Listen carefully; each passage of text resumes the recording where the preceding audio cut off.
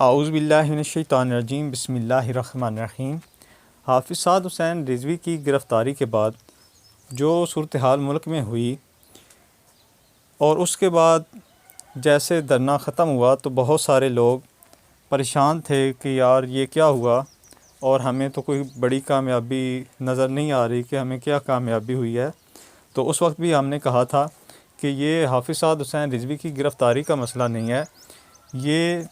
اس قرارداد کا مسئلہ ہے اور فرانس کے سفیر کا مسئلہ ہے، اور انشاءاللہ یہ بہت بڑی کامیابی ہے۔ تو آپ یہ ایک فرانس میں بیٹھے بھائی سے سنیں کہ فرانس کو اور پورے یورپ میں اس دھرنے کے بعد کیا صورتحال پیدا ہوئی اور وہاں پہ کیا ہلچل مچی، اور وہاں پہ لوگ کس قدر سڑکوں پہ آئے اور کتنے یورپ اس سے کتنا پریشان ہے۔ پاسبان ختم نبوت کی جانب سے تمام اکابرین اہل سنت کو اور تحریک لبیک کے تمام کارکنان و عوام اہل سنت کو مبارکباد پیش کرتے ہیں کہ جن کی جد و جہد ان تک جد و جہد جان اور مال کی پرواہ کیے بغیر جو انہوں نے جد و جہد کر کے اپنا لوہا منوایا، اور آج چونکہ میں خود بھی اس وقت فرانس میں ہوں اور فرانس سمیت پورے یورپ کے اندر کوئی میڈیا ایسا نہیں ہے جس نے اس کو ہائی لائٹ نہیں کیا، اور کئی مبصرین کے ایسے تبصرے کہ حکومت کمزور اور مذہبی طاقتیں جو ہے کہ طاقتور ہیں، تو بڑی خوشی ہوئی اور بڑی کامیابی ہوئی ہے۔ کوئی اگر یہ کہتا ہے کہ کامیابی نہیں، یہ اتنی بڑی کامیابی ہوئی ہے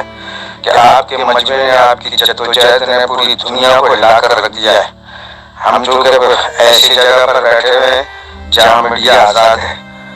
تو وہ ساری کوریج جو ہے وہ کنٹینیو دے رہا ہوتا ہے، اور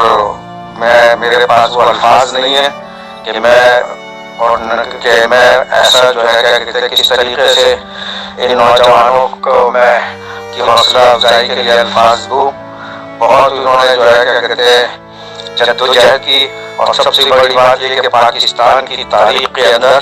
اتنی بڑی جد و جہد اور اتنی بڑی طاقت ان 70 سالوں میں دیکھنے میں نہیں آئی ہے۔ جن لوگوں کو اعتراض ہے وہ اپنے ذہن سے سوچتے ہیں، لیکن یہ ہے کہ ان کو یہ چاہیے کہ وہ تھوڑا سا انٹرنیشنل لیول پر دیکھیں کہ آپ کو کتنی بڑی کامیابی نصیب ہوئی ہے۔ انشاءاللہ امید ہے کہ یہ